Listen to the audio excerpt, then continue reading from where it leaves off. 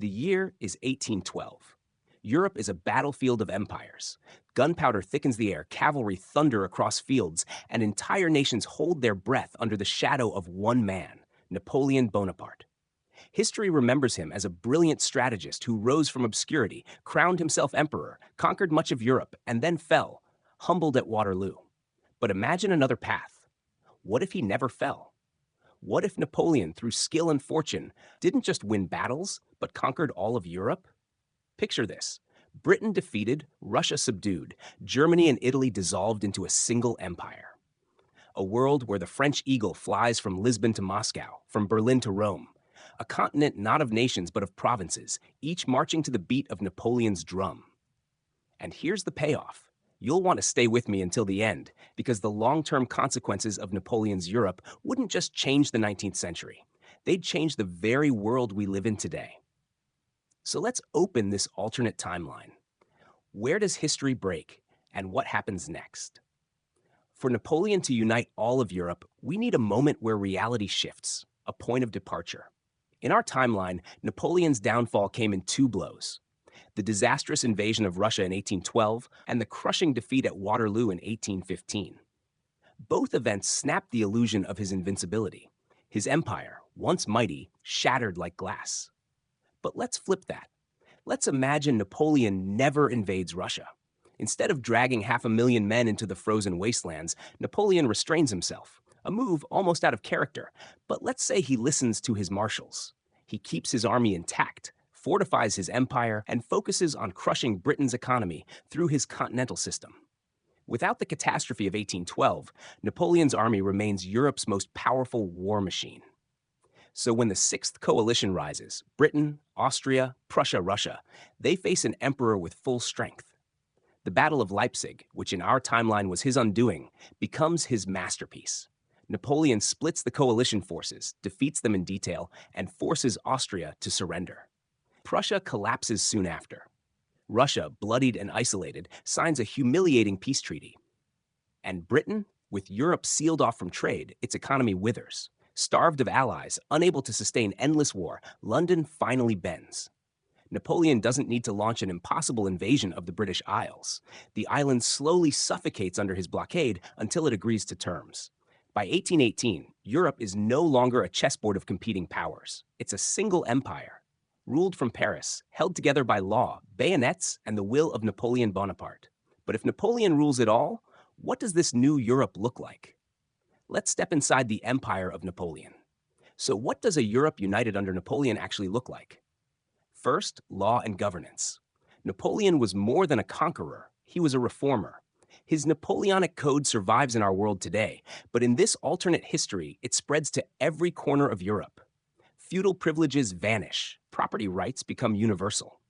Careers in government and the military depend not on noble birth, but on merit. For millions of peasants and commoners, this is liberation. Yet liberation comes with a price. Napoleon may give equality under law, but not liberty. Dissent is crushed. Newspapers are censored. The secret police keep watch in every city. What Europe gains in efficiency, it loses in freedom. Politically, Napoleon doesn't rule alone. He creates a dynasty. His brothers and relatives are placed on thrones: Joseph in Spain, Jerome in Westphalia, Louis in Holland. His son, the King of Rome, is prepared to inherit the empire. Unlike in real history, where these puppet kings fell quickly, here they endure, backed by French arms and a continent-wide bureaucracy. Culturally, Napoleon envisions Europe not as a family of nations, but as a single empire. Nationalism, that rising 19th century force, is smothered. Germans, Italians, Poles, all are told they are not separate peoples, but citizens of Napoleon's Europe. Schools teach the French language, Napoleonic ideals, and loyalty to the emperor. Resistance exists, yes, but it is fragmented and brutally suppressed. Militarily, the continent becomes a war machine. French officers oversee Prussian academies. Spanish soldiers fight alongside Italians. Polish cavalry guard French marshals. No longer are armies raised by individual states. Instead, Napoleon commands the manpower of an entire continent. Imagine the sheer scale, a permanent army in the millions supplied by Europe's resources, marching under one banner. And the economy? The continental system, which in our world faltered, now thrives. With Britain weakened and forced into trade agreements, Europe becomes a closed economic bloc.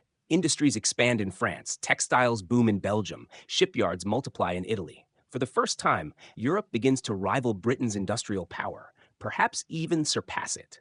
By the mid-1820s, Napoleon has forged something astonishing: the United States of Europe, by conquest, not consent. But here's the twist: Europe does not exist in isolation. The world is watching, and Napoleon's empire is about to send shockwaves across the globe. So what happens beyond Europe when Napoleon wins it all? Let's start with Britain. In our timeline, Britain was Napoleon's greatest enemy, an island fortress shielded by its navy, sustained by global trade. But here, starved by blockade and isolated from allies, Britain is forced into peace. Its economy shrinks, its influence fades. London becomes less the capital of empire, more the obedient partner in Napoleon's Europe. This changes everything. Without Britain dominating the seas, the age of global colonization looks very different. Take Latin America. In real history, Spain's colonies erupted into revolution during the Napoleonic Wars. Figures like Simon Bolivar fought for independence, supported by Britain's navy and trade. But in this timeline, with Spain firmly under Bonaparte control and Britain neutralized, those revolutions are strangled at birth. Hispanic America remains under European rule. Mexico, Peru, Argentina, all governed not by local revolutionaries, but by viceroys loyal to Napoleon. South America never becomes a patchwork of republics. It remains an imperial extension of Europe. Meanwhile, the United States faces a nightmare. In reality, Napoleon sold the Louisiana Territory to fund his wars. But if he rules a stable empire, why sell? The Louisiana Territory stays French. That means the U.S. never doubles in size in 1803. Expansion west of the Mississippi stalls. America remains a smaller, weaker nation hemmed in by French troops to the west and British Canada to the north. The War of 1812? In this world, America loses badly, facing not a distracted Britain but the combined weight of Napoleon's empire. The dream of manifest destiny dies before it begins. The United States becomes just another secondary power, overshadowed by Europe's continental colossus. Now consider Asia and Africa. Without Britain dominating India, Napoleon turns his gaze east. French influence in India grows, competing with the Mughal remnants and local powers. Africa, instead of being carved up in the late 19th century, begins to fall under European control decades earlier, organized not by rival nations, but by one unified empire. The global balance of power shifts entirely. Europe, instead of tearing itself apart in wars, stands as a single hegemon. By the 1830s, Napoleon's empire spans not just the continent, but stretches its influence into every ocean. The age of empires doesn't end under Napoleon, it accelerates. But now it's not Britain versus France versus Spain versus Portugal, it's all of them fused into one. But even in this seemingly unstoppable empire, one question looms: what happens when Napoleon himself is gone? At its height, Napoleon's empire looks indestructible. Armies of millions stand ready. Roads, schools, and courts connect cities from Lisbon to Warsaw. Loyal relatives and generals govern under the emperor's watchful eye. But history is never static. And the very forces Napoleon unleashed, the destruction of monarchies, the rise of nationalism, the promise of revolution, now begin to threaten his empire from within. Think of Spain first. Even in our real timeline, the Spanish guerrilla war became a nightmare for Napoleon, draining troops and morale. In this alternate history, Spain is still restless. Families see French troops not as liberators, but occupiers. Priests preach rebellion. Bands of fighters ambush supply lines, disappear into mountains, then strike again. Now imagine this spreading. In Italy, secret societies whisper of independence. In Germany, young intellectuals gather in universities, dreaming not of France, but of a united German fatherland. In Poland, loyalty to Napoleon is fragile, built on promises of freedom that never fully come. The Catholic Church adds fuel to the fire. Napoleon once clashed with the Pope, even imprisoning him. For devout Catholics across Europe, this becomes a rallying cry. Religion, suppressed under Napoleonic secularism, turns into a banner of defiance. Every sermon has the potential to spark a riot. Then there's Russia. Though defeated, Russia is never truly conquered. The vast steppes are too large, the winter too harsh, the people too stubborn. Tsars may sign peace treaties, but they plot revenge in silence. From St. Petersburg to Siberia, Russia waits, watching for cracks in the empire. And beneath it all is a human truth. Napoleon's Europe is exhausting. Constant conscription pulls sons from families. Taxation feeds the armies but drains the countryside. The glory of empire is celebrated in Paris, but in villages across Europe, the cost feels unbearable. Napoleon's response? He tightens control. Censorship intensifies. Secret police infiltrate student groups and taverns. Dissidents vanish into prisons. Fear holds the empire together as much as law. The empire survives these pressures, but it is clear, the bigger Napoleon's Europe grows, the more fragile it becomes. His victories bought him power, but at the price of endless unrest simmering just beneath the surface. Which brings us to the most crucial moment in this alternate timeline. What happens when Napoleon himself is gone? Napoleon was a giant of his age, but even giants fall. In our world, he died in exile in 1821. In this alternate timeline, perhaps he survives longer, ruling into the 1830s. But eventually, death comes for the emperor too. And then the empire faces its greatest test. The successor is clear. His son, Napoleon II, known as the King of Rome. Raised in Paris, trained from birth to inherit, the boy is placed on the throne. But he is no Napoleon. He lacks the battlefield genius, the charisma, the aura that made men follow his father into hell. What happens next? Two futures unfold before us. Future 1, the empire fragments. The moment Napoleon is gone, suppressed nationalism explodes. Germans, Italians, Poles, no longer intimidated by the great general, rise in rebellion. Spain erupts in chaos again. Russia sees its chance, declaring war to liberate Europe from Bonaparte rule. The young emperor cannot hold it all together. Generals defect, provinces rebel, and within decades, the empire shatters into pieces. Future 2, the empire stabilizes. But perhaps Napoleon's greatest legacy wasn't just conquest, it was institution building. His legal system, his bureaucracy, his merit-based military, these might outlast him. Ministers govern efficiently. Roads, schools, and laws bind the provinces. Over time, Europe evolves into a federation of states under Bonaparte leadership. Less dictatorship, more unity. Something that might resemble a European Union, born a century early, but forged by war, not diplomacy. Either path is possible, and both change the 19th century beyond recognition. Imagine a fractured Europe, rebellions leading not to World War I, but to endless civil wars between successor states. Or imagine a stable Europe, no Franco-Prussian War, no unification of Germany, no rise of Italy, just a single empire stretching across the continent. Napoleon's death doesn't end the story, it transforms it. His absence forces Europe to choose between fragmentation and unity, chaos and stability. But whichever path it takes, the impact doesn't stop in the 19th century.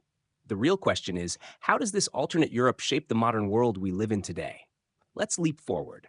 If Napoleon had conquered Europe, how different would our world be? First, the map of Europe itself.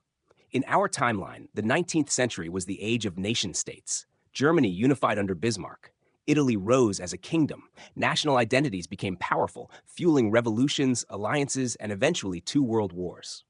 But in Napoleon's world, those nations never emerge. Germany never unites. It remains divided into provinces under imperial rule. Italy never has its risorgimento. Rome stays a provincial capital, not a national one.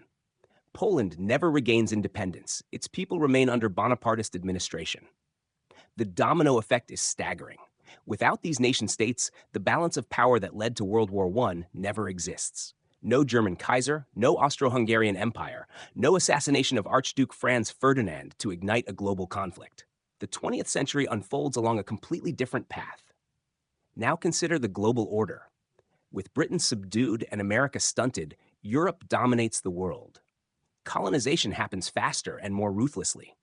Africa, instead of being carved up by rival nations in the 1880s, may be conquered decades earlier by a unified European empire. India falls under Napoleonic control, not British. South America remains tied to European rule. What about the United States? Without the Louisiana Purchase, America never expands west of the Mississippi. Native nations survive longer, French forts dot the frontier, and American power remains contained. Instead of becoming a superpower, the US is a secondary player, overshadowed by Europe's sheer weight. By the 20th century, America may be more like Canada, important but never dominant. And then there's technology and ideology. Would industrialization still explode? Almost certainly, but how it spreads changes. With one empire controlling patents, factories, and resources, innovation may be more centralized. Railroads might link Paris to Moscow earlier. Telegraph lines may crisscross the continent faster. Airplanes, cars, even nuclear power could arrive earlier or later, depending on how tightly the empire controls innovation. Politically, democracy faces a darker future. In our world, revolutions in 1848 shook Europe and planted seeds of liberalism. In Napoleon's Europe, those uprisings may be crushed with continental force. Perhaps democracy never spreads in the same way. Perhaps the world of the 21st century is one of empires and dynasties, not republics and parliaments. Napoleon's conquest doesn't just alter the past, it rewrites the present. Our world, our nations, our freedoms, our conflicts, all could be unrecognizable. And that leaves us with one haunting question. Would a Napoleonic Europe have been humanity's golden age or its darkest empire? So what if Napoleon had conquered all of Europe? We might see a continent united by law and order, decades of stability and technological progress accelerated under one rule. But we might also see nationalism crushed, revolutions drowned in blood, and freedom sacrificed for unity. Would such a Europe be better or worse? The answer depends on what we value most: security or liberty, unity or independence. Napoleon once said, "Imagination rules the world." In this alternate history, his imagination would have ruled not just France, but all of Europe, and through it, the entire globe. Now it's your turn. What do you think? Would a Napoleonic Europe have given us peace or perpetual tyranny? Drop your thoughts in the comments below. I'll be reading them all. And if you enjoyed this deep dive into alternate history, hit like, subscribe to the channel, and ring the notification bell. That way, you won't miss the next big what-if scenario, like, what if the Roman Empire never fell? Or what if World War I never happened? Until then, remember, history is written by the victors, but alternate history is written by us.